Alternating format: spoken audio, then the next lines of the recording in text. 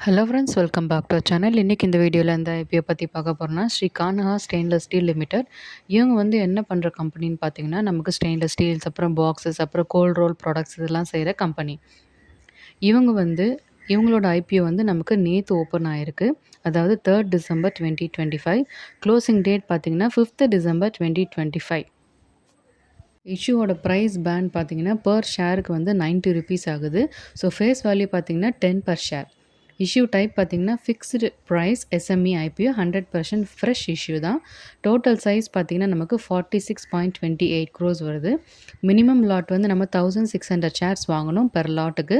அப்போ நமக்கு 1,44,000 ஆகுது. ஓகேங்களா? ஸோ இவங்களோட லிஸ்டிங் பிளாட்ஃபார்ம் என்னைக்கு பார்த்தீங்கன்னா என்எஸ்சி எஸ்எம்இ. டென்டேட்டிவ் வந்து basics of allotment 8th December வருது. அதே மாதிரி டென்டேட்டிவ் லிஸ்டிங் டேட் வந்து 10th December 2025 வருது. சரிங்களா? ஸோ எஸ்எம்இ ஐபிஓ எந்தூசியாஸ்ட் மற்றும் இண்டஸ்ட்ரியல் செக்டார் இன்வெஸ்டர்ஸ்க்கான